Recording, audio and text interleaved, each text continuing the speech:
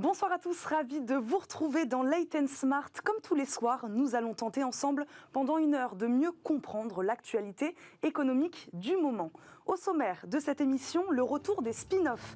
Vivendi, Volkswagen, ces entreprises ont fait le choix d'isoler les entités au rythme de croissance différent des activités stratégiques pour mieux les valoriser. Les marchés financiers y sont favorables. Nous verrons pourquoi en début d'émission. L'industrie sera-t-elle le moteur de la relance européenne? Elle a su limiter la casse du choc économique lié à la pandémie de la Covid-19. Comment? Nous poserons également la question des enjeux et des nouvelles perspectives qui attendent l'industrie française et européenne. Enfin, l'emploi, lui aussi au cœur de la relance française. 360 000 emplois ont déjà été détruits dans le secteur privé en 2020 selon l'INSEE. Formation, plan jeune, ces dispositifs seront-ils suffisants? Et pourquoi faut-il mettre l'emploi au cœur de la reprise?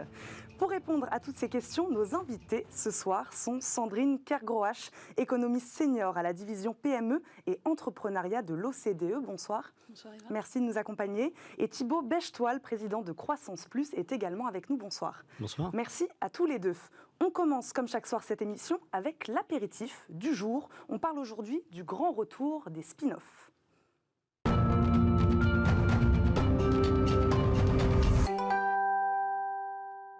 Comme chaque soir, en préambule à nos débats, zoom sur un sujet d'actualité qui a retenu notre attention. Aujourd'hui, le grand retour des spin-offs. Vivendi, Volkswagen, Acciona. De nombreuses entreprises choisissent aujourd'hui de scinder leur activité. Elles isolent leurs entités au rythme de croissance différent des activités stratégiques. Quel est l'intérêt pour un groupe de scinder son activité? Est-ce une meilleure valorisation, Thibaut Bechtoil?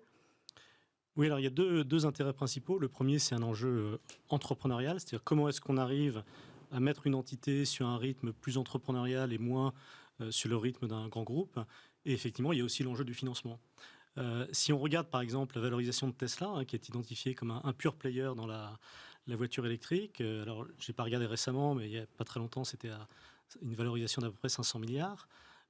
Et vous voyez, en comparaison, Renault, qui a un bijou, une pépite, qui s'appelle Zoé, une voiture électrique qui est déjà très bien installée au niveau européen et qui n'est pas suffisamment identifiée à l'intérieur d'un groupe. Donc c'est vrai que si cette entité était spin-offée, on pourrait imaginer en fait une véritable, un financement très important et très ambitieux de l'activité voiture électrique de Renault. Donc il y a vraiment ces deux enjeux et d'autres l'ont fait en leur temps. Quand IBM s'est lancé dans les PC il y a très longtemps, IBM a créé une petite spin-off en fait, qui a travaillé à 100 personnes sur un projet dédié qui était d'inventer l'informatique du futur à l'époque, alors qu'ils étaient eux dans les mainframes. Donc ce sont deux enjeux importants. Y a-t-il des secteurs plus privilégiés sur ce type d'opération ? Non, je ne crois pas. Je pense que c'est véritablement une question de mécanique d'entreprise. La start-up qui a en fait un plan beaucoup plus focalisé, une énergie beaucoup plus concentrée sur un sujet très précis, va avoir une rapidité d'exécution plus rapide. Donc ça peut s'adapter absolument à tous les sujets. Sandrine Kergroach, pour reprendre l'exemple que je disais en préambule, l'exemple d'Acciona spécialisé dans le BTP, le titre s'est envolé de 13% après l'annonce d'un projet de cotation de sa filiale énergie renouvelable. Pourquoi les investisseurs affectionnent particulièrement les spin-offs ? Parce qu'en fait, ils ont plus de lisibilité sur les entreprises. C'est-à-dire que le principe de la spin-off, ça part d'une hypothèse que la valeur des deux entités, des deux entreprises, sera plus importante que celle du groupe initialement constitué. Donc pour l'entreprise en elle-même, c'est ce que disait Thibaut, c'est-à-dire c'est de donner de la visibilité sur des actifs, sur des brevets, sur une technologie, sur une compétence. C'est aussi un moyen de réduire des coûts liés à la bureaucratie et aux coûts de transaction qui ont tendance à augmenter quand la taille de l'entreprise augmente. En scindant son activité, on réduit les coûts. Oui, du groupe globalement. Puisque l'entreprise qui est spin-off devient indépendante et elle a son propre mode de management et du coup, sa propre structure de coûts. Et pour les marchés, c'est un moyen d'avoir plus de visibilité sur les différentes entités.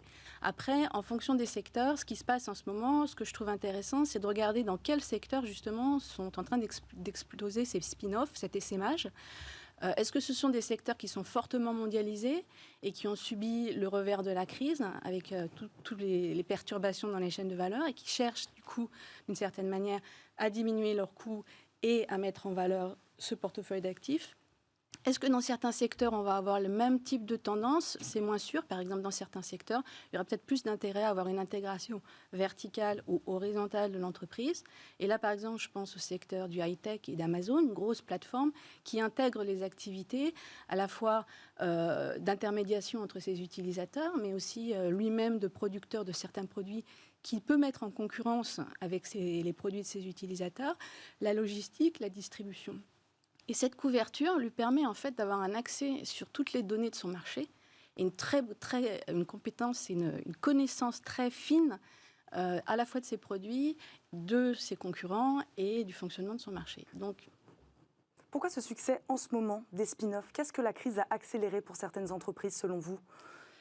je pense qu'il y a deux choses. Premièrement, c'est ce que disait Thibault, un besoin de recapitalisation, un besoin de financement, parce que certaines entreprises, quand on voit les bilans de Renault, Nissan ou Air France KLM, les chiffres sont assez astronomiques. Donc il y a un besoin de recapitaliser. Et il y a un besoin aussi de se préparer à une relance. Il va y avoir un besoin d'innovation, un besoin d'entrepreneuriat. Et donc il y a peut-être aussi un besoin de se positionner sur des marchés nouveaux. On se prépare à la relance, c'est ça? Oui, en utilisant le spin-off? On se prépare à la relance. Moi, j'aimerais revenir sur un sujet qui est vraiment le sujet et pour compléter ce que Sandrine a dit à l'instant, la lisibilité, en fait. C'est la lisibilité aussi des actionnaires, que ce soit en privé, private equity ou en bourse. C'est vrai qu'on ne l'a pas précisé, on est plutôt sur des marchés actions, hein. On est d'accord? Oui, alors éventuellement, mais pas que. Pas que. On pourrait tout à fait imaginer, si vous voulez, en fait, un financier, qu'il soit en private equity ou en bourse, il va regarder des multiples et des taux de croissance. Et en fait, si on reprend l'exemple de Zoé, qui est tout à fait virtuel à ce stade, si on prenait le business de Zoé, on verrait un taux de croissance extrêmement rapide. Et donc, le marché valoriserait de manière beaucoup plus importante en proportion ce qu'il valorise Renault. Je reprenais l'exemple de Tesla tout à l'heure. Et donc, voilà, c'est important de comprendre que plus en fait le business plan est lisible, le taux de croissance est fort, et plus l'investisseur en bourse ou en private equity pariera sur cette croissance future, les fameux DCF, les cash flow futurs. Voilà, et c'est cette mécanique-là qu'il faudrait, je pense, utiliser de manière beaucoup plus massive en fait qu'on le fait aujourd'hui, notamment pour les grands groupes industriels traditionnels européens qui pourraient aller beaucoup plus vite sur certains marchés. Quand on regarde, je reprenais parce que j'étais aussi l'autre jour sur ce plateau avec Guillaume Dubois qui me montrait en fait les classements des voitures électriques dans le monde. Bon, il y a beaucoup d'entités qui sont tout à fait, des pure players, que ce soit des Américains ou des Chinois.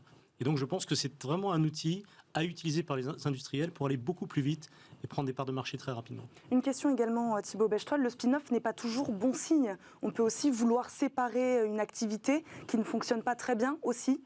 Ça peut fonctionner comme ça? Oui, mais en fait, si on se sépare d'une activité, ça peut être une activité dite non stratégique, mais qui le sera pour d'autres. Excusez-moi de prendre encore un exemple un peu ancien, mais je parlais avec Denis Père récemment, qui est le fondateur de Croissance Plus et qui a fondé Business Object. Oracle n'était pas intéressé par cette petite activité sur laquelle Denis Père et Bernard Liautaud travaillaient, qui était un truc vraiment très, très petit en fait à l'époque. Voilà, donc ils se sont, alors je ne sais pas si c'était une activité à l'époque, mais c'est le même principe en tout cas. C'est-à-dire qu'ils n'ont pas été sur cette activité, alors que cette activité à part entière, considérée comme stratégique par une entreprise, peut être extrêmement prometteuse. Donc un spin-off, c'est quand même souvent une bonne nouvelle. Le redépart d'un projet, la remobilisation de l'énergie entrepreneuriale autour de ce projet, donc c'est souvent très positif. Merci à tous les deux. Vous restez bien sûr avec nous. On passe tout de suite à notre premier débat. On parle de l'industrie comme moteur de l'économie européenne.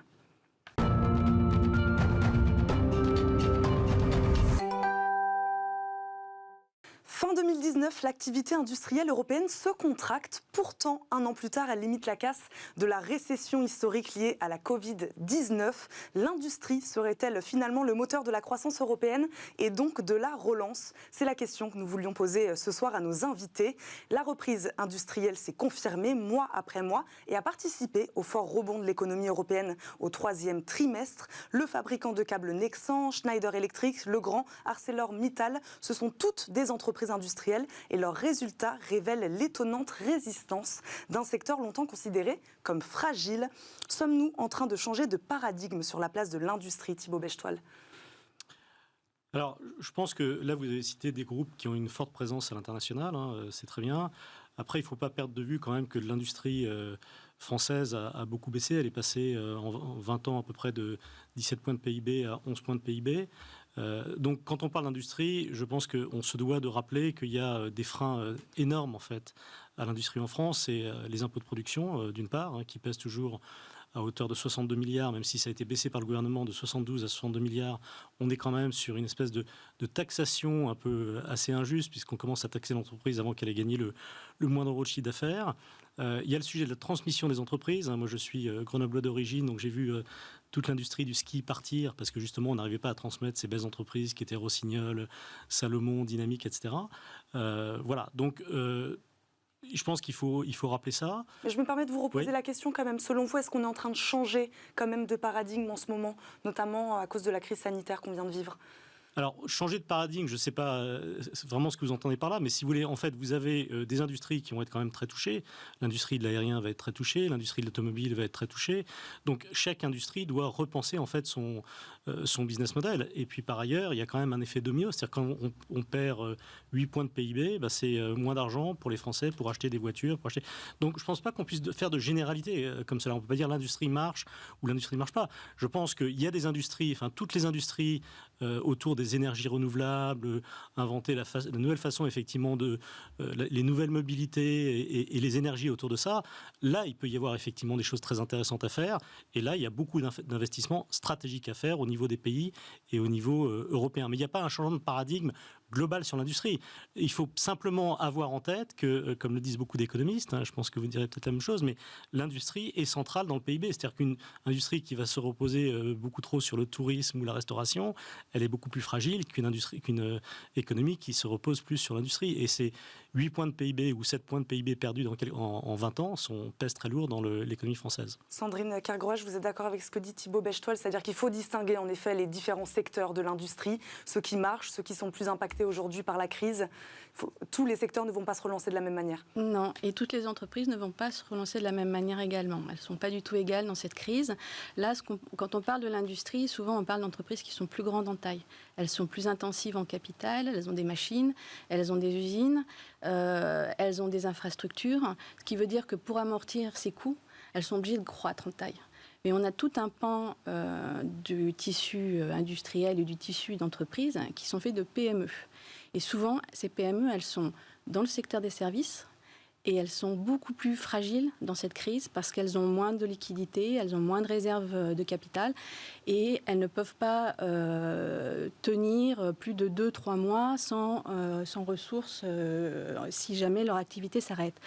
Qui plus est, quand on regarde les secteurs qui ont été les plus impactés par la crise, ce sont des secteurs de services, donc ce sont les secteurs où nous avons nos PME. Le tourisme, tout ce qui est restaurant, le commerce de détail, la construction. Donc ces secteurs-là, c'est eux qui ont pris le choc, je dirais, de manière le plus frontale. L'industrie a été un peu plus préservée. Peut-être pour ça qu'elle a de meilleurs rendements. Ce qu'il faut aussi noter, c'est qu'il y a un autre facteur qui va beaucoup fragiliser nos entreprises, qu'elles soient petites ou grandes, c'est le facteur, comme vous l'avez dit, de la mondialisation.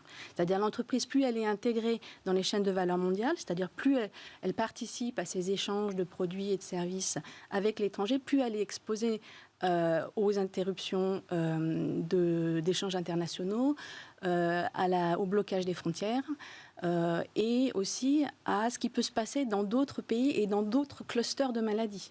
Donc vous pouvez être dans un écosystème où ça va plutôt bien et ne plus avoir de pièces détachées parce que le fournisseur qui normalement vous alimente est lui dans un cluster où ça va beaucoup moins bien. Et là on voit par exemple la crise qu'on a en ce moment sur la pénurie des semi-conducteurs qui affecte l'aérospatiale, l'automobile, les electronic appliances en anglais, désolé, anglicisme. Les appareils électriques. Les appareils électriques, voilà. Donc voilà, on a cet effet domino, ces répercussions. Et si dans le secteur manufacturier, l'industrie, ce sont effectivement en général des entreprises plus grandes, elles travaillent quand même avec des sous-traitants qui sont parfois très spécialisés et qui aussi sont en train d'absorber le choc économique. Donc effectivement, il faut regarder la question par secteur, il faut aussi regarder la question par taille d'entreprise et il faut aussi regarder la question en fonction des régions, en fonction des pays, en fonction des villes parfois, puisque d'une ville à l'autre, en fonction de la structure industrielle, en fonction du tissu d'entreprise, on n'aura pas du tout les mêmes la même vulnérabilité, la même capacité de résilience. Thibaut Bechtold, on le voit ça dans le plan de relance proposé par le gouvernement, cet axe sur les territoires justement, c'est bien compris ça aujourd'hui? Oui, je pense que c'est bien compris et d'ailleurs la baisse des impôts de production a été ciblée plutôt pour les PME et les ETI et pour favoriser effectivement l'industrie dans les territoires. Donc c'est bien compris. Maintenant, avec les freins que je citais tout à l'heure, et il faut aussi que la France prenne la mesure des nouveaux défis industriels. C'est-à-dire qu'on n'est pas que sur le traitement de l'industrie prolonger l'industrie des 20 dernières années. Sur la question de la souveraineté, comme le soulevait Sandrine Kerr-Groach également, sur l'industrie pharmaceutique par exemple, on en a beaucoup parlé pendant cette crise, le fait qu'on n'était pas assez indépendant vis-à-vis de la Chine, notamment, il y a aussi une question de souveraineté qui se pose. Oui, il y a un gros sujet de souveraineté, effectivement, qui se pose, aussi bien sur les masques que les médicaments, mais sur le numérique. On a un peu perdu la bataille jusqu'à présent. Et il y a pas mal de choses à dire, notamment en lien, mais je crois que c'est un sujet qui vient après, en lien avec des industries plus stratégiques de défense, etc. Donc on pourrait y revenir. Mais effectivement, un pays comme la France se doit d'avoir un véritable, livre de marche sur quelles sont les industries souveraines, qu'elles soient plutôt en fait sur des produits d'utilité comme les masques ou des choses beaucoup plus stratégiques comme les télécoms, comme les données, etc. Pour revenir sur les secteurs qui ont été particulièrement touchés par cette crise, l'aéronautique, vous le disiez, secteur industriel stratégique français, comment l'impliquer dans la relance alors qu'on ne parle pas de retour à la normale avant 2023, voire 2024 ? C'est compliqué ça aussi. On s'appuie sur des secteurs stratégiques, mais on sait que le retour à la normale se fera malheureusement pas avant quelques années. Comment on peut les impliquer dans cette relance, ces secteurs ? Alors, personnellement, moi, je suis un peu... Non, il ne faut pas les abandonner. Mais moi, je suis plus l'avocat des PME. Donc, effectivement, l'aérospatial, c'est un secteur de spécialisation et un secteur de pointe et de force pour l'économie française, avec un certain nombre de petites entreprises, de sous-traitants qui travaillent avec des gros groupes, des réseaux de connaissances, de technologies, de coopération qui sont fondamentales pour que le pays reste à la frontière de la connaissance. Mais il y a aussi d'autres secteurs qui sont essentiels. Le digital, par exemple, le numérique, capital, et avec un potentiel pervasif beaucoup plus important, dans le sens où aujourd'hui on a fait un bond en avant au niveau du numérique grâce entre guillemets à cette crise qui a poussé ces petites entreprises qui étaient en retard sur la transformation numérique à franchir le pas, parfois un peu du jour au lendemain sans être vraiment très bien préparés, mais on a cette dynamique qui a été lancée. La numérisation, excusez-moi je vous coupe, la numérisation, la robotisation, peut-être selon vous la solution salvatrice pour l'industrie française ? C'est une solution, mais je ne crois pas qu'on doit espérer avoir trouvé une seule solution. Il va falloir penser de manière stratégique en combinant différents secteurs, différentes technologies. De même, quand on parle de robotique, on parle d'intelligence artificielle, les domaines d'application de l'intelligence artificielle sont extrêmement variés. On passe à la fois de tout ce qui est l'analyse de données, le machine learning, mais on a aussi la reconnaissance faciale, la reconnaissance d'image, la reconnaissance vocale. Toutes ces technologies, ces formes de technologies qu'on met un peu sous un chapeau, le digital, le numérique, en fait, elles ont différents types d'applications dans différents secteurs pour différentes entreprises. Et tout va consister à combiner le bon jeu technologique avec votre business model, votre secteur et vos capacités. Tout à l'heure, je parlais de la place de l'industrie en France, mais aussi en Europe. Est-ce qu'on peut parler de politique industrielle européenne, selon vous, Thibaut Bechtold, aujourd'hui ? On peut en parler, si je peux me permettre juste de faire un petit lien avec la discussion précédente. Sur l'aéronautique, je ne suis pas du tout un spécialiste de l'aéronautique, mais on voit que cette industrie est très touchée sur le long terme. D'ailleurs, je ne sais même pas ce que veut dire retour à la normale. Mais j'ai parlé récemment une petite entreprise locale, vous parliez de PME, qui s'appelle Pothèse. Pothèse a été un des grands pionniers et industriels très tôt, en fait, dans l'aéronautique il y a plus de 100 ans, je crois. Et ils sont en train de travailler sur l'avion zéro carbone. Et donc, tout ça pour dire qu'effectivement, des PME peuvent jouer en fait le rôle de pépites et de sociétés qui inventent l'avenir dans des domaines où justement il faut réinventer un avion plus propre, plus écologique. Pour revenir donc à ma question sur la politique industrielle européenne, y en a-t-il une aujourd'hui ? Ou en faut-il une ? Alors, je ne crois pas aujourd'hui. Oui, je pense qu'il faut une politique européenne. Je pense que Thierry Breton y travaille et on a la chance d'avoir un commissaire extrêmement compétent à ce poste-là. Je pense qu'il faut regarder ce qui s'est passé pour répondre à cette question dans les 50 dernières années aux États-Unis ou plus récemment en Chine. Vous avez en fait aux États-Unis une véritable stratégie qui a été orientée autour du numérique avec la Silicon Valley, avec des composantes que certains connaissent, c'est-à-dire qu'effectivement les boîtes américaines vont être, je dirais, assez successful rapidement parce que le territoire américain est important, plus de 350 millions d'habitants.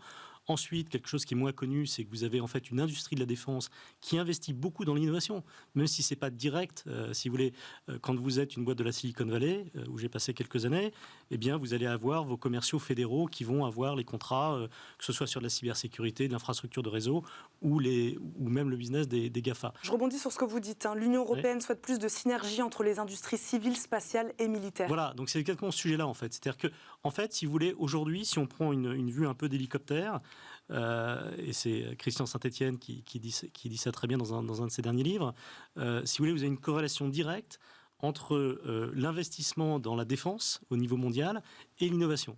60% des investissements sont faits par les États-Unis et la Chine dans la défense, et comme par hasard, ce sont les sociétés qui dominent le monde au niveau numérique, etc. Donc vous avez une corrélation, parce qu'une partie de ces programmes, si je prends l'exemple de Cisco dans mon domaine que j'ai bien connu, eh bien, au début, vous avez besoin de capital et de vos investisseurs de capital risque, mais un gros contrat de la défense à 10 millions de dollars, ça vous fait décoller une boîte. D'accord ? Et c'est ça qu'on doit mieux faire au niveau européen, pour revenir à votre question de manière très directe. Donc oui, il doit y avoir une politique, une véritable stratégie d'investissement. Il doit y avoir beaucoup plus en fait, d'allocation de la commande publique aux startups, même si ce n'est pas intuitif et que certains pourront dire oui, mais c'est antilibéral. Non, les États-Unis pratiquent ça tous les jours, et il faut un petit peu des directions claires sur, Sandrine en parlait tout à l'heure, sur l'intelligence artificielle, sur le big data, sur les énergies renouvelables, etc. Sandrine Kergrouach, c'est grâce à l'Europe qu'on arrivera à se distinguer de l'industrie américaine ou de l'industrie chinoise ?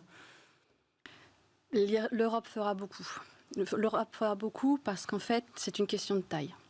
Une question de taille dans les systèmes de recherche, justement pour faire avancer cette recherche fondamentale. Une question de taille pour tout ce qui est spillover, c'est-à-dire les répercussions de cette recherche fondamentale en recherche appliquée, en application concrète par le marché.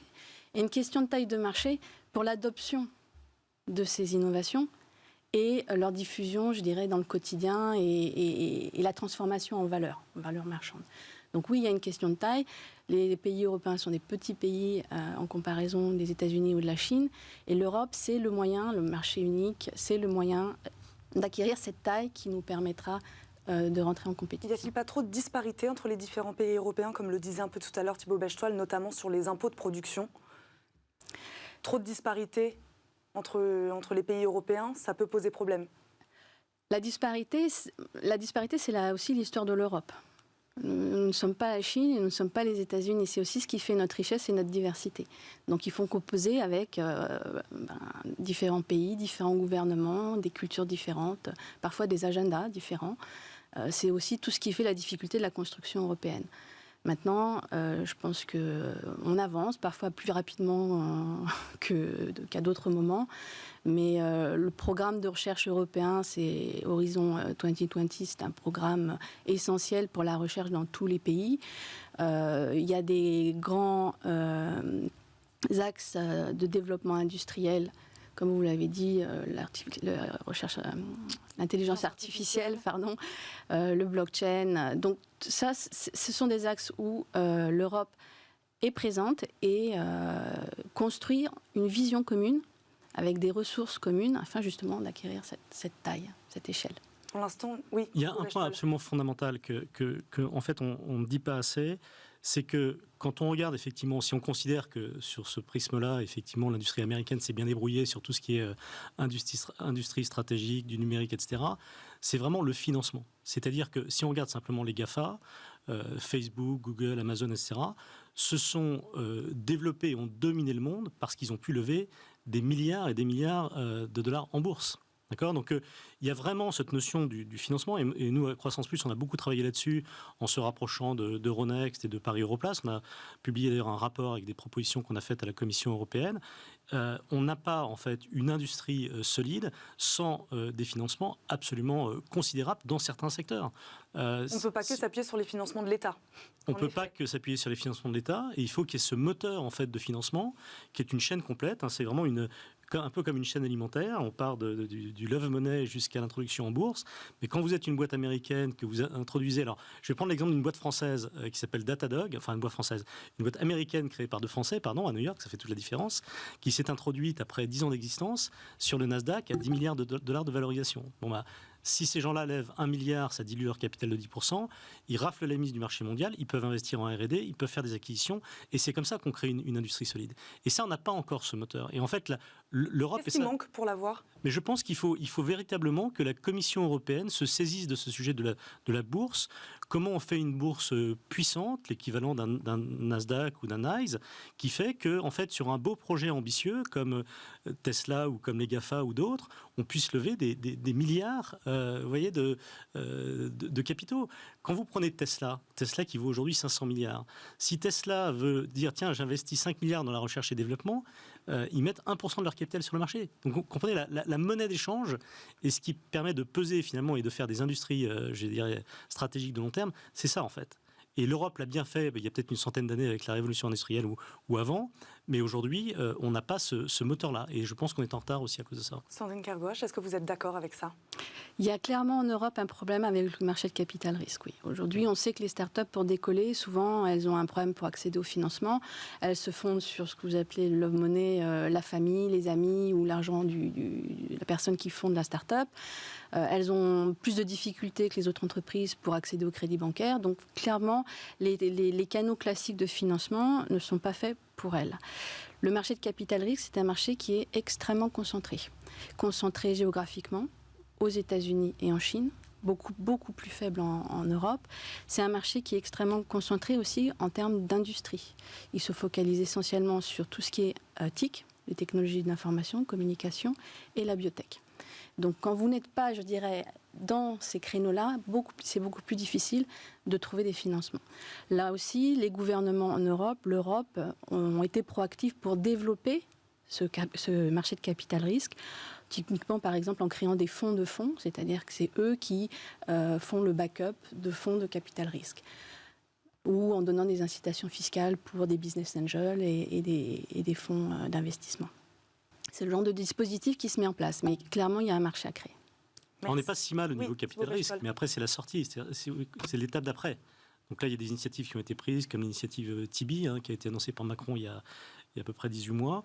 C'est bien, ça va dans le bon sens, mais il faut faire ça de manière avec encore beaucoup plus d'amplitude, en fait. Merci à tous les deux. On passe maintenant à notre deuxième débat de la soirée. On parle toujours de la relance, mais de l'emploi, cette fois.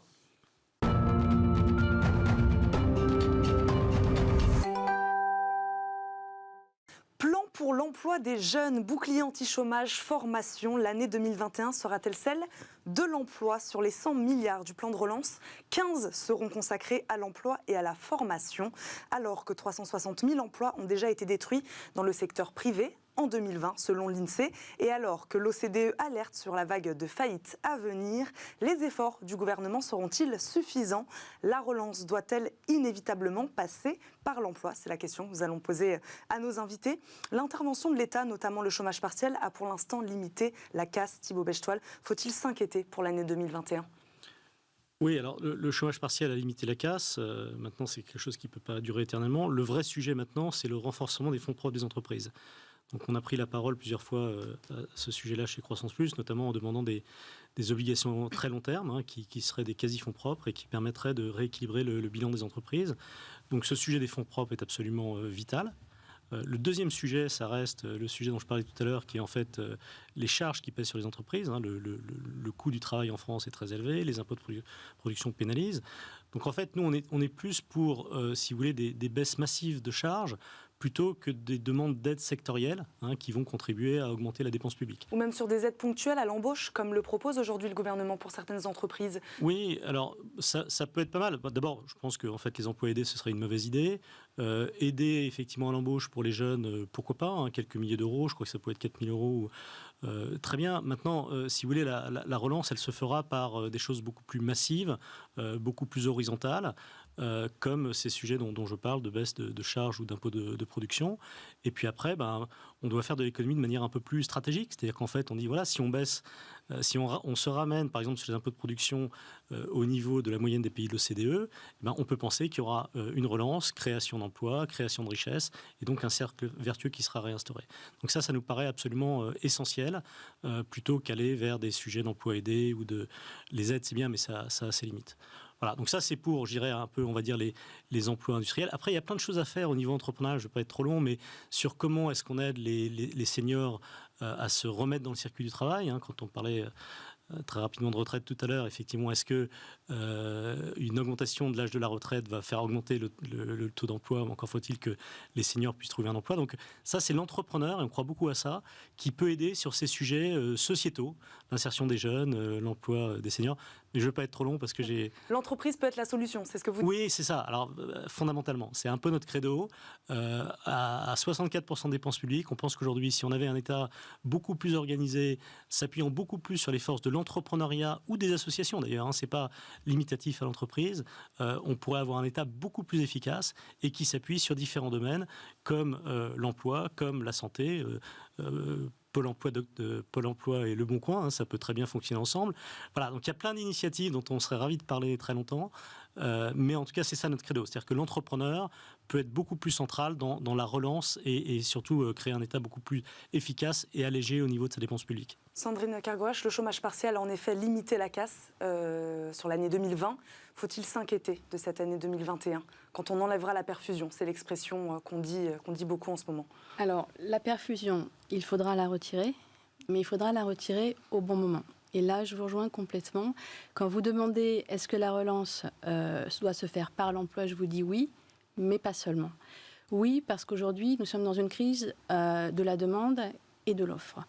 On l'a vu à l'été, à partir du moment où les contraintes de distanciation ou de déplacement ont été levées, l'économie a rebondi, la consommation est repartie. Donc si on arrive à préserver cette demande, l'économie pourra repartir. Et ce sera d'autant plus possible qu'aujourd'hui, on voit une accumulation d'épargne des ménages et des entreprises. Donc, il y a du capital, il y a du cash, ce qu'il n'y avait pas dans la précédente crise de 2008 et 2009. Donc, il y a ce capital-là, il y a ce potentiel. Ce sera aussi d'autant plus possible qu'on aura préservé les actifs des entreprises. Et quand je dis les actifs, c'est les emplois, surtout les emplois qualifiés, les technologies, les assets. La reprise, elle peut être... la demande peut relancer la machine. Ça, c'est quelque chose de très cher. Et c'est dans cet axe-là que les gouvernements de l'OCDE, et pas que de l'OCDE, d'ailleurs dans les autres pays du monde, se sont engagés. Donc, effectivement, il y a des dispositifs d'aide aux revenus, il y a des dispositifs de maintien dans l'emploi, il y a du chômage partiel. Ces dispositifs, ces mesures sont d'une très, très grande ampleur. Mais il y a toujours ce niveau d'incertitude qui plane et qui est complètement lié à l'épidémie et à la possibilité qu'il y ait une seconde, voire une troisième vague. Dans ce contexte-là... Est-ce qu'on ferme un peu les yeux pour l'instant encore sur cette vague de faillite qui est censée arriver? Est-ce que le gouvernement ferme encore un peu les yeux là-dessus? En disant peut-être qu'elle n'arrivera pas ou... Non, je ne pense pas. Je pense qu'on l'attend. On l'attend depuis le début. Là, on sait que pour l'instant, on a deux effets qui font qu'on ne la voit pas tout de suite apparaître. Le premier, c'était au début un effet statistique, je dirais. C'est-à-dire que les tribunaux de commerce étant fermés, les procédures de liquidation n'étaient pas lancées. Donc, on ne pouvait pas le voir apparaître dans nos chiffres. Deuxièmement, c'est l'effet effectivement des politiques de soutien qui ont permis de maintenir ces entreprises à flot pendant un certain temps. Mais il y a certains secteurs qui sont quand même à l'arrêt. Il y a certains secteurs où les gens ne peuvent pas travailler. Le télétravail... C'est ça, comment gérer des secteurs inégalement touchés aujourd'hui par cette crise, sur la question de l'emploi notamment? C'est la difficulté? C'est toute la difficulté auquel les gouvernements font face, c'est-à-dire qu'on est dans un niveau de granularité nécessaire dans l'intervention publique, que d'une certaine manière, les dispositifs publics et notre connaissance, il faut être humble dans cette situation, notre connaissance de l'impact des politiques dans un tel contexte est relativement limitée. On n'a pas d'expérience, on n'a pas de données qui peuvent nous permettre de piloter. Donc il faut quand même le reconnaître. Donc dans certains secteurs, par exemple, le télétravail peut se mettre en place, mais il faut savoir que 2 emplois sur 3 ne peuvent pas se faire à domicile. Ça vous donne une idée de la limite à ce niveau-là. Le télétravail, oui, mais ça ne sera pas pour tout le monde. Et des secteurs qui sont à l'arrêt, là, clairement, on a aussi un problème de maintenir ces emplois. Or, est-ce qu'il faut dire à tous ceux qui travaillent aujourd'hui dans le tourisme qu'il faut se réorienter, qu'il faut faire autre chose ? Mais le tourisme, vous savez, c'est un moteur de croissance. C'est un moteur de croissance dans certaines régions, dans certaines villes. C'est un secteur créateur d'emplois. C'est un secteur qui a enregistré des taux de croissance supérieurs à l'économie en général. Donc, on espère bien que le tourisme, qui a perdu 80% de son activité l'année dernière, va repartir. Et avec lui, les emplois qui sont derrière. Et ce que je voudrais vous dire aussi, c'est que derrière cette idée d'emploi et de chômage, c'est une situation qui n'est pas du tout égalitaire. C'est-à-dire que les gens qui sont confrontés aux difficultés de rester en activité, et certains même sont découragés et ils ne cherchent même plus à connecter au marché du travail, c'est toujours les mêmes individus, les usual suspects, c'est-à-dire ce sont les jeunes, les femmes, les travailleurs moins bien rémunérés ou moins qualifiés. Donc on est aussi en train d'alimenter une spirale d'exclusion qui était déjà présente avant, qui déjà, je ne pourrais que vous rappeler la crise des Gilets jaunes. On a entendu la crise sanitaire pour comprendre que les femmes occupaient des emplois précaires, beaucoup déjà avant la crise sanitaire. Et les jeunes aujourd'hui, les jeunes aussi. On a un gros souci avec les jeunes qui, faute de pouvoir entrer sur le marché du travail, faute de pouvoir entrer en apprentissage, faute de pouvoir trouver des stages en entreprise, sont déconnectés du monde de l'entreprise. Or, ces jeunes-là, c'est la génération de demain et on en a besoin pour la reprise, on en a besoin pour l'entrepreneuriat. Thibaut Bechtoil, l'enjeu de l'emploi sera-t-il celui de la jeunesse, selon vous aussi ? Oui, beaucoup. Et là encore, l'entrepreneur peut faire beaucoup. C'est-à-dire qu'en fait, il peut y avoir des tas de projets entrepreneuriaux dont l'objectif est de jouer un rôle sociétal autour de l'insertion des jeunes. On y réfléchit au sein de Croissance Plus et on pense que la réponse peut venir de là. À nouveau, on ne peut pas tout attendre de l'État et je pense qu'il faut effectivement, sur ces sujets-là, mobiliser toute l'énergie entrepreneuriale qu'il y a aujourd'hui, beaucoup de gens sont tournés justement vers cet intérêt général. Donc il faut s'appuyer là-dessus. Notamment sur l'apprentissage. Je reprends un tweet de notre ministre du Travail.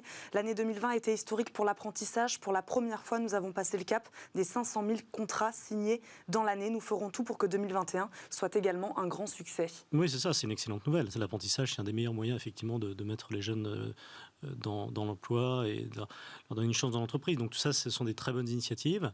À nouveau, il peut y avoir d'autres choses autour de l'entrepreneuriat, d'aider à créer des incubateurs, des pépinières qui vont aider les entrepreneurs, les jeunes, à s'insérer dans le marché du travail. On parle beaucoup là des aides, donc des aides à l'embauche notamment. Est-ce qu'il ne faudrait pas imaginer un moment des aides peut-être plus pérennes ? Est-ce que ces aides aujourd'hui, comme on parle de perfusion, est-ce que ces aides ponctuelles sont vraiment la réponse selon vous, Sandrine Kergroach ?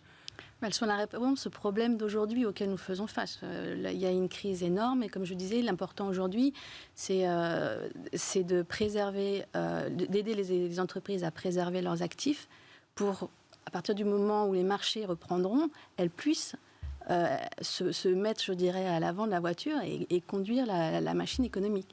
Donc on a besoin de ça. On a besoin qu'elles gardent leurs employés. Parce que c'est un capital, c'est une richesse pour l'entreprise, il y a des compétences, il y a un savoir-faire. Et on a aussi besoin de préserver, je dirais, le moral des troupes. Aujourd'hui, on est quand même dans une crise inédite et on voit des signes de mal-être au sein des entreprises, chez les travailleurs. Et ça, ce sont des problèmes auxquels on va devoir faire face, mais pendant un certain temps encore. Donc ces éléments-là, je dirais, on est obligé d'être là. On est obligé de les prendre en compte et on est obligé d'aider, de soutenir le temps qu'il faut. La grande question, c'est combien de temps il va falloir, combien de temps on va pouvoir. Les gouvernements vont pouvoir porter cette situation et comment on va progressivement sortir de cette situation d'aide, de soutien, de manière fluide, pour ne pas casser la machine au moment où elle repartira. Notamment, vous parlez au sein même des organisations, notamment sur la question du télétravail. Beaucoup de chefs d'entreprise disent aujourd'hui que le télétravail peut freiner l'emploi. En fait, on se rend compte que le télétravail va freiner l'embauche. Qu'est-ce que vous en pensez, Thibaut Bechtoil ? Non, alors nous, on a une vision très équilibrée du télétravail. Je pense qu'il y a des tas de choses très positives autour du télétravail. Après, je pense que c'est un sujet qu'on ne peut pas traiter vraiment de manière macro. Il faut que chaque chef d'entreprise puisse juger de ce qui est positif en termes de télétravail, quelle est la bonne répartition entre le présentiel et le travail à distance. Mais non, le télétravail ne va pas du tout freiner l'emploi, je ne crois pas du tout. Je pense que c'est une fantastique opportunité. Enfin, moi, j'ai toujours été justement par rapport au sujet de l'emploi des femmes. Hein. Dans ma précédente société, j'avais fait en sorte que notre DRH puisse être en télétravail un jour par semaine, le mercredi off, etc. Donc, si vous voulez, tous ces aménagements en fait qui consistent et qui permettent, quand c'est possible, parce que Sandrine le rappelait tout à l'heure, c'est pas forcément toujours le cas, je dirais, d'aménager son temps personnel, l'équilibre vie personnelle, vie professionnelle, c'est extrêmement positif. Après, le 100% télétravail, c'est un désastre absolu en termes d'état psychologique. On a publié un baromètre récemment, peut-être que vous pourrez le voir, qui explique qu'effectivement, trop de télétravail a un impact extrêmement négatif sur la psychologie des salariés. Et on voit aujourd'hui beaucoup de salariés, d'employés eux-mêmes, qui veulent venir au bureau pour sortir de cette espèce de spirale de l'isolement, en fait. Sandrine Kergrosch, qu'en est-il des emplois qui ne reviendront pas? On parle des entreprises zombies, on parle de secteurs notamment très polluants qui peut-être ne reviendront pas demain, en 2021, en 2022. Qu'en est-il de ces emplois-là? Ça va passer par la formation, la solution, ce sera forcément la formation? Oui, pourquoi pas. Mais je dirais que les entreprises qui disparaissent, ça fait partie d'une dynamique entrepreneuriale. C'est-à-dire que certaines entreprises, dès lors qu'elles sont plus suffisamment... C'est des équilibres de marché. C'est peut-être un peu cruel, mais ce sont des équilibres de marché. Les entreprises, dès lors qu'elles ont un niveau de productivité qui est trop bas, elles sont plus assez compétitives, normalement, elles sortent du marché. Et les actifs qu'elles possédaient, donc les compétences, les employés qu'elles possédaient, sont réinjectés dans les marchés. Ces actifs-là sont après redistribués dans d'autres entreprises qui, elles, sont plus performantes, plus viables. L'important, c'est que nos marchés fonctionnent de manière fluide et correctement. Donc, l'important, c'est que le marché du travail fonctionne correctement. Il va y avoir effectivement de la casse. Il va y avoir effectivement un besoin de formation, de reformation. Et là, c'est aussi le rôle des pouvoirs publics, mais aussi des pouvoirs locaux, des municipalités, parce qu'ils ont une proximité avec leurs entreprises, avec leur marché du travail et avec leurs travailleurs que le gouvernement central n'a pas. Donc il y a un rôle très important à jouer, là, pour le coup, pour les collectivités territoriales. Et il y a un rôle donc des entreprises, c'est ce que vous disiez aussi Thibaut Bechtoil, tout ne doit pas venir du gouvernement. Aujourd'hui on parle de 15 milliards, 15 milliards d'euros sur l'emploi et la formation dans le plan de relance. Est-ce que ce chiffre vous paraît cohérent ou est-ce que vous pensez, vous, de toute façon, que la solution viendra aussi et surtout des entreprises ? Oui, elle viendra partiellement d'entreprises. Alors tout à l'heure on parlait d'aide, il faut juste se souvenir d'une chose, aide égale impôt. Hein, donc en fait, on n'a pas besoin de plus d'impôts. C'est ce qu'on se dit quand on est chef d'entreprise. Oui, non, mais si vous voulez, fondamentalement, je veux dire, un économiste vous le confirmera, une aide, c'est un impôt. Et un impôt, c'est in fine une charge sur l'entreprise. Donc, il faut faire très attention à cette spirale négative. Et donc, quand vous disiez, est-ce qu'il faut prolonger les aides? Non, surtout pas. Il faut que, justement, on puisse avoir les mesures fiscales nécessaires qui permettent de rebooster l'emploi. Après, sur le sujet de la formation de l'entreprise, moi, ce que je dirais, c'est qu'il y a des très, très beaux exemples, notamment, je pense à un exemple de Cégide, qui est une très belle boîte lyonnaise dans le domaine du logiciel, qui a des centres de formation pour former ses partenaires. Donc, en fait, si vous voulez, c'est au niveau de granularité le plus fin, c'est-à-dire proche de ses vrais besoins business, de son écosystème, etc., qu'on peut savoir quel est le besoin de formation. Donc, je pense que ce système-là, mis en place par cette société, peut être répliqué parce que je pense qu'il est extrêmement vertueux. On en parlait tout à l'heure quand on avait ce débat sur l'industrie. 85% des emplois de 2030 n'existent pas encore. Hein. Vous parliez d'intelligence artificielle, vous parliez de numérisation. Comment mieux anticiper cette question, selon vous? Parce que ces emplois-là, ils vont nous aider aussi. Comment mieux anticiper cette question? Très difficile, parce qu'il est très difficile aujourd'hui de se projeter sur ce que seront les emplois de demain. Donc, ce qui aujourd'hui est capital, c'est développer les compétences qui nous permettront de nous adapter, ou nos enfants en l'occurrence, de s'adapter au marché du travail de demain. Donc là encore, on est de retour dans cette question de la formation. La formation numérique. La formation numérique, mais pas seulement. Ça veut dire aussi la formation à une pensée créative, au design, à fonctionner avec la machine. Ça demande aussi... alors là, j'entre un petit peu parce que je vous rejoins aussi sur la question de la formation et du rôle de l'entreprise dans la formation. Aujourd'hui, Notre tissu industriel, il est fait à 90% de PME, de petites entreprises. Quand une petite entreprise, donc la moyenne de l'entreprise en France, dans l'OCDE, c'est 5-6 employés. Donc on est très très loin des gros groupes avec des services de formation interne et des budgets pour la formation interne. Donc on a cette petite entreprise de 5-6 employés. Aujourd'hui, elle envoie un employé en formation, elle n'a personne pour le remplacer et pour continuer les opérations et la production ou le service. Elle a aussi un coût auquel elle doit faire face et forcément, elle a un chiffre d'affaires qui est plus restreint sur lequel elle peut absorber le coût de la formation. Donc là, on a un réel problème, parce que finalement, on a un problème de taille d'entreprise pour pouvoir accéder au système de formation. Mais là aussi, il y a des solutions. Il y a des solutions pour créer des pools de formation, et c'est là, et donc on n'est pas dans une politique d'assistanat, on est dans une politique de réseautage. Mutualisation. Et de mutualisation. Thibaut Bechtold, il faut aider en effet les entreprises sur les coûts. C'est ça, oui. Sur les coûts de la formation, sur les coûts de l'embauche, c'est là-dessus que ça va se jouer. Oui, mais par ce genre de proposition que faisait Sandrine tout à l'instant, c'est effectivement tout ce qui est mutualisation, tout ce qui est... En fait, il faut qu'on sorte de cet état complètement vertical et qu'on aille vers quelque chose de beaucoup plus horizontal. Christian Saint-Etienne parlait d'une France Wikipédia ou open source. Il faut être près du terrain. Et c'est par ce genre d'initiative, au niveau local, au niveau de cluster. Alors, désolé, c'est un mauvais mot maintenant, mais ça a une connotation positive avant.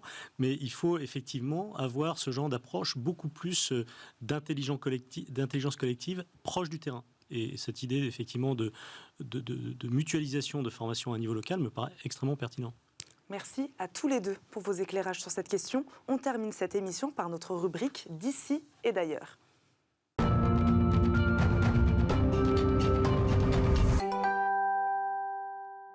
Plusieurs sujets nous intéressent ce soir. D'abord, la recette chinoise pour lutter contre la pauvreté. La Chine a officiellement éradiqué l'an dernier la pauvreté absolue. Une victoire majeure pour le président. Le gouvernement affirme avoir sorti 800 millions d'habitants de la misère depuis le lancement de ses réformes économiques à la fin des années 70. Sandrine Kergroach, ces résultats sont-ils crédibles ? Alors avec la Chine, c'est toujours un petit peu compliqué. C'est toujours un petit peu compliqué parce que, si vous voulez, dans ce genre de statistiques, il y a des dispositifs derrière de coopération internationale où on s'accorde sur la méthodologie pour collecter les données, ce qu'elles couvrent et comment on les interprète. Typiquement, ce sont des organisations internationales comme l'OCDE, comme Eurostat, comme ILO, c'est l'Organisation internationale du travail. Ce sont ce genre d'organisations-là qui permettent d'établir cette base où on se compare les uns aux autres. Or, la Chine n'est pas membre de ces organisations. Donc, les statistiques produites par la Chine sont des statistiques nationales qui sont produites avec des méthodes et des méthodologies nationales. C'est donc un petit peu compliqué d'avoir un regard objectif sur ce genre de résultats. Après, il faut quand même reconnaître une chose, c'est que la croissance économique de la Chine est spectaculaire. Vous mentionnez 1970. Je pense que si on compare la Chine de 2020 à celle de 1970, on est dans deux pays complètement opposés. Peut-être pas dans toutes les provinces de Chine, cependant. On peut aussi reconnaître que la Chine est devenue un leader mondial, on l'a mentionné un petit peu plus tôt dans cette émission, en termes de R&D. Les dépenses de R&D de la Chine ont littéralement explosé sur les 2 dernières décennies. C'est devenu un leader mondial dans certaines industries de pointe. Donc, la Chine est un moteur de réduction de pauvreté, c'est la croissance économique. Le deuxième moteur de réduction de la pauvreté, c'est la distribution des richesses. Donc les résultats de la Chine sont crédibles si on regarde sa croissance économique et si on part du postulat qu'il y a bien eu une redistribution des richesses derrière. Thibaut Bechtold, un mot sur ces chiffres, sur la pauvreté et la précarité chinoise.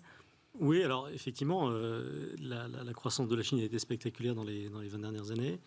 On voit qu'effectivement, il y a un mouvement d'urbanisation de la Chine, en fait.